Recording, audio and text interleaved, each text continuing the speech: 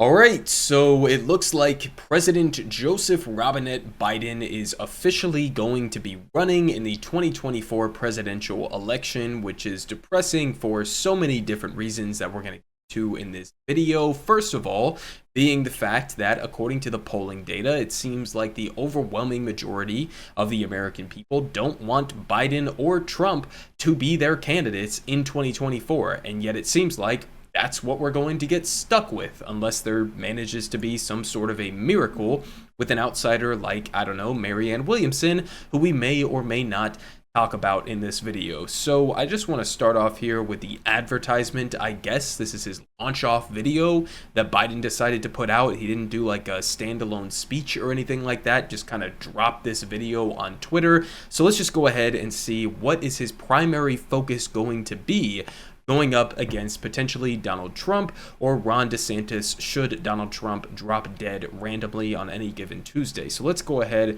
and jump into this real quick.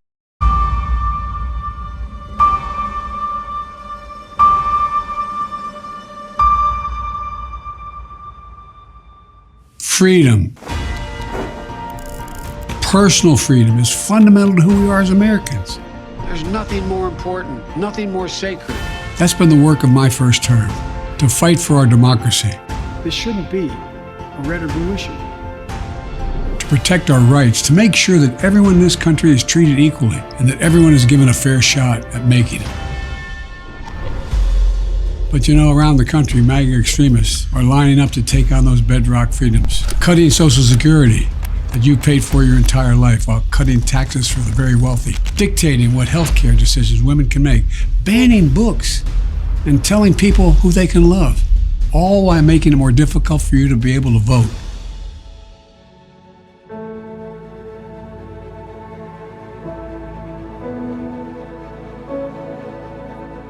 When I ran for president 4 years ago, I said we're in a battle for the soul of America, and we still are. The question we're facing is whether in the years ahead we have more freedom or less freedom, more rights or fewer. I know what I want the answer to be, and I think you do too. This is not a time to be complacent. That's why I'm running for re-election, because I know America. I know we're good and decent people. I know we're still a country that believes in honesty and respect and treating each other with dignity. That we're a nation where we give hate no safe harbor. We believe that everyone is equal, that everyone should be given a fair shot to succeed in this country. Thank you for choosing us. Every generation of Americans has faced a moment when they have to defend democracy. Stand up for our personal freedom. Stand up for the right to vote and our civil rights.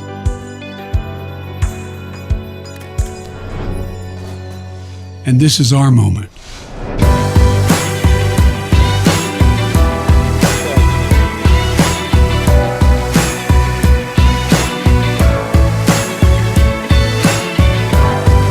We, the people, not decide.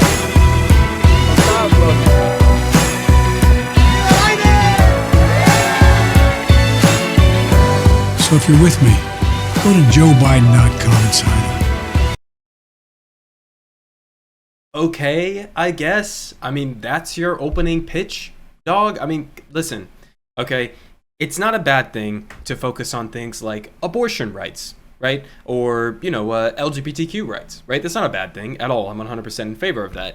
But, it's kind of weird to focus on, let's say, voting rights, for example, when obviously, I mean, I've been covering on this channel, Republicans, I mean, this is something that's been going on for decades, have been trying to strip away voting rights for the American people, disproportionately, usually minorities in this country or young people in this country. That's usually who they tend to target, but it's kind of weird to bring that up in terms of like defending democracy by just showing up to vote one last time to defeat fascism, when under your administration, we haven't gotten any federal expansion of voting rights. I mean, literally like zero legitimate voting rights legislation that has passed under your watch. So I guess the selling point on that issue, which kind of seems to be like the overarching message of this, is that I'm going to be the guy who prevents all-out fascism from taking over the country in the form of Ron DeSantis or Donald Trump,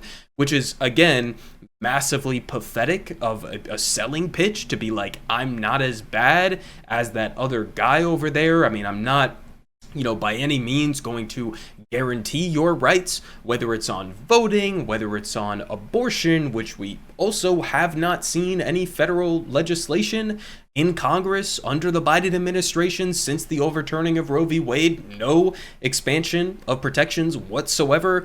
I mean, it's just kind of like bizarre. Like his whole framing here in this advertisement is, I am maybe sort of kind of gonna temporarily prevent the worsening of these situations. I mean, that's it. I mean, listen, again, it's not a bad thing to talk about abortion rights. It's not a bad thing to talk about LGBTQ rights. I talk about that all the time on this channel. But if your selling pitch for 2024 is not centered around, I don't know, maybe mentioning specific policies that you could pass at the federal level to accomplish those issues, or even more importantly, tackling economic, like kitchen table issues for the American people. Maybe talk about the child tax credit that you let get eviscerated by a couple members of your own party. Maybe talk about some of the policies that were within Build Back Better to materially, economically uplift the American people. Maybe talk about, I don't know, like living wages, the thing that you let Kirsten Sinema do her cutesy little thumbs down to completely eviscerate as a part of your agenda. I don't know, maybe talk about climate change, maybe talk about legalizing weed, which is something you promised a couple months ago and then apparently forgot about, I guess. Maybe talk about like some of the most popular issues. How about that public option that you ran on a couple of years ago, back in 2020, and you said Bernie Sanders is a radical, he's crazy, Medicare for all would never be able to get passed through Congress, but my public option is going to be the alternative that can make it through Congress. And then, whoops, I guess again, you just kind of like forgot to talk about that for your entire presidency so far. I mean, no mention of really like healthcare, no mention of economic policy. I mean, what is this advertisement? I mean, he mentions like Ketanji Brown Jackson. Okay, good for you. You appointed a, female black Supreme Court justice. That's great. We all gave you your applause and all of that stuff. What are you doing? What is your plan to actually improve people's lives in a direct, material way? Okay, believe it or not, the Supreme Court still kind of stacked against us right now. I mean, you would think that like you'd be able to do at least the bare minimum, at least give us like the virtue signaling on some of those issues. That was completely absent. I mean, I didn't even see 1/10 of the policies that he was running on in 2020 featured in that advertisement, right? To say like, okay, just elect me in 2024, elect fellow Democrats in the House and the Senate, and we'll be able to do X, Y, and Z in order to protect your rights, in order to expand your rights, in order to expand your freedoms, in order to expand your economic opportunities. I didn't see any specifics within that entire advertisement. This was his launch-off point for the 2024 election. Now, keep in mind, this is coming amid disastrous polling data for Joe Biden, for his prospects in 2024, especially amongst young people. What about this was reaching out to young people? Again, except for pushing back against the even worse Republicans who are actively trying to erode your fundamental rights in this country. I mean, some people have had a positive view of this initial advertisement. To me, this is garbage. I mean, this is like absolutely atrocious, pathetic, it's dull, it's boring, it's not inspiring, you're not calling for the substantive, fundamental change economically, especially that we need in this country. I mean, that was just absolute garbage, in my opinion. So now I want to move on. We have a response here directly from a competitor, although you wouldn't know it, from the media coverage of this person who have been basically attempting to do an entire blackout of one of Joe Biden's main competitors. But here from Marianne Williamson, she has a direct response to this. Statement from Marianne Williamson on Joe Biden's 2024 campaign launch. So what is she saying? She says, for those of us committed to Democrats winning the White House in 2024, the president's campaign announcement today was concerning. His remarks that he has fought so that everyone is given a fair shot contradicts his refusal to fight for a higher minimum wage. True. permanentize the child tax credit, true, or side with rail workers trying to negotiate for sick pay, 100% true. He was busting up that rail strike, completely anti-union move from the so-called most pro-union president in American history. She continues. His saying that he knows America doesn't seem to include his knowing that the 39% of Americans who report skipping meals to pay rent, the 1 in 4 Americans living with medical debt, or an entire generation concerned that the tepid efforts of his administration to fight the climate crisis will rob them of a habitable planet. Again, 100% correct on medical debt. Where's that public option, buddy? On all of these different issues, on skipping meals to pay rent, Republicans are currently threatening to sabotage SNAP benefits, the the modicum of crumbs that we give to working class families in this country. Where's the pushback on that? On climate change, just approving the Willow Project, right? While also simultaneously touting his historic investment in climate change. Right, which was essentially written, or at least dictated in large part, by a coal factory owning senator from West Virginia, Joe Manchin. Right? I mean, that's his climate policy here. Approving the Willow Project, approving more oil and gas leases than even Donald Trump did. I mean, it's been an absolute atrocious approach to that issue. So she's calling him out on that. She continues saying that his saying that this is not a time to be complacent about threats to our democracy does not seem to include standing for the democratic process when it comes to choosing the Democratic nominee. The Democratic Party establishment has indicated that it is planning to subvert the primary process by shoehorning Biden into the nomination, and Americans most concerned about our democracy must not let that happen. With over 50% of Democrats and 70% of all Americans making it clear that they wish to see someone other than Biden run against the Republicans in 2024, it is imperative that the voters hear from all the candidates running in this primary, not just the president. And she says, I look forward to a robust debate with Joe Biden as I present to the American people my platform of fundamental economic reform as a far better way to win the White House in 2024 than the president's incremental approach to governing. And at such critical time in our country, neither the president nor the DNC has the right to determine who and who is not a serious candidate. That is the right of the people alone, and she is 100% correct. And one of the things that she's referring to here is that it seems like the DNC, which as a reminder essentially operates as a private company, okay, they are not they don't have any public obligation to the American people. This is private organization. The DNC is indicating they are not even going to entertain debates against Biden for the primary. Okay, this is a guy who's running as if he is the vanguard protecting us from authoritarianism or from any anti-democratic attempts. Okay, him and his party are at the same time denying the possibility of even a debate with some of his competitors. Is that democracy?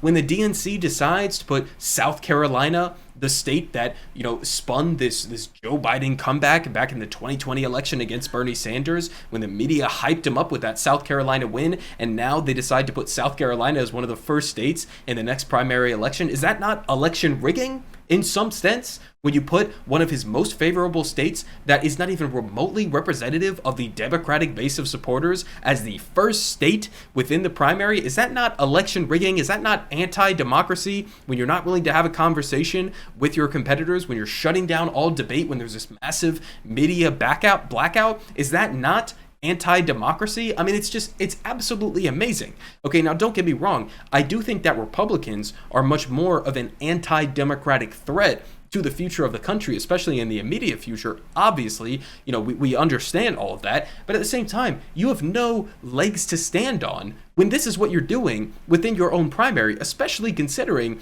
the history that we know of the DNC rigging elections against Bernie Sanders, for example. I mean, it's completely insane that that's something that you would pretend as if you were standing for. Okay, and here's another tweet that I actually put out just a couple of days ago, which was just an article here from the Washington Post, which is just amazing. Okay, they say Democrats reluctant about Biden in 2024, but they see no other choice. They are lukewarm about picking Biden, which is, a very tepid way of saying it. And they say as their nominee, but many believe that he is the best hope of preventing a second Trump term and fighting extremism. I mean, Jesus Christ, this is what our elections are going to be for your entire goddamn lives. It is going to be Democrats who are pathetic, who everybody hates, versus Republicans who are horrific and evil and everybody hates, and you're just gonna have to sit back and be like, well, I guess I'm picking the lesser of two evils, I guess, for the 15th goddamn time in a row. And in this article, I mean, in the headline, they're reluctant, but they see no other choice.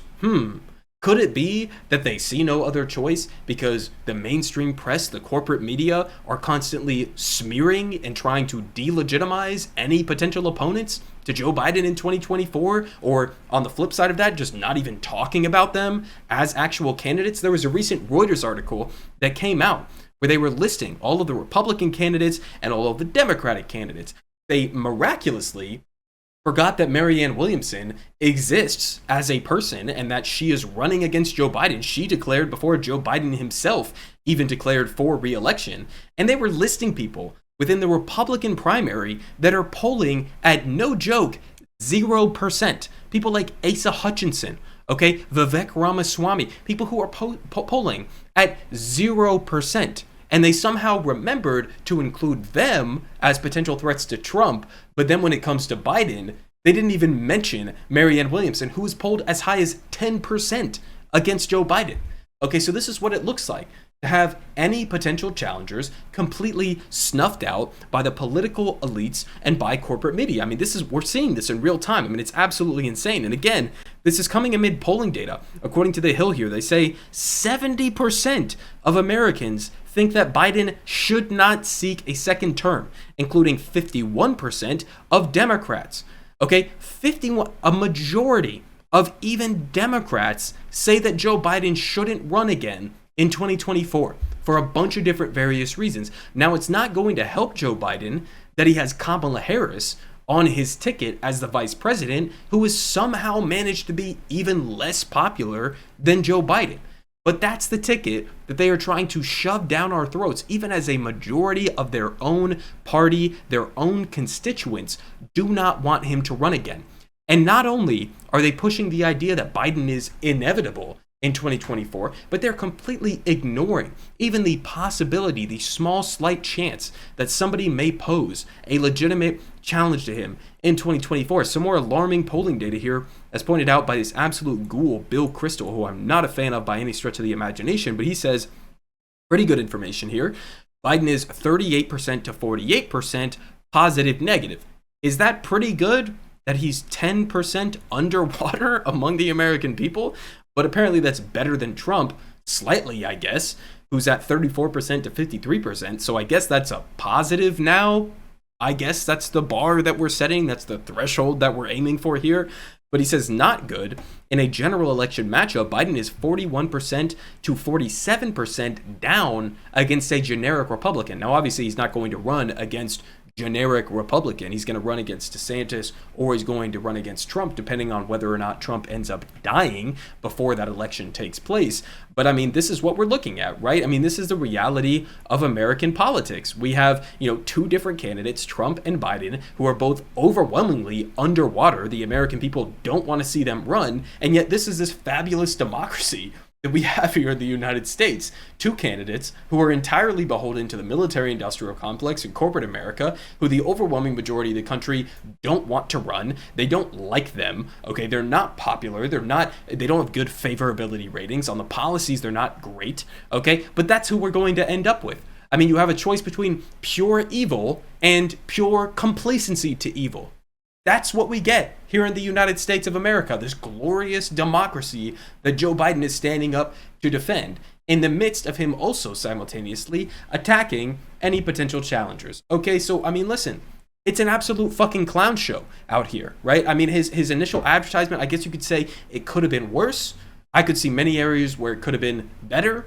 But we'll have to see what his message is going to be from this point going forward. I mean, it's completely uninspiring. He has a huge problem with youth voters, and yet he's not doing any outreach to youth voters by doing things that he could even do at the executive level, like, legalizing marijuana or descheduling it from the controlled substances list. He's not doing even remotely enough to scratch the surface of trying to win over the cohort that bailed him out in 2022, that bailed him out in 2020.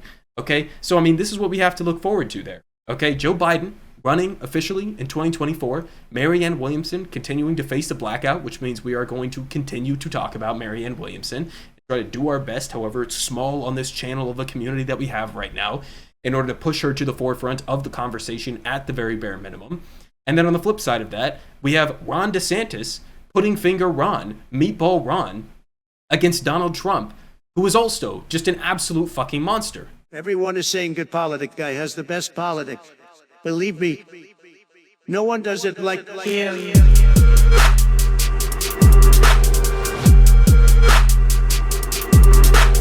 Believe me, everyone is saying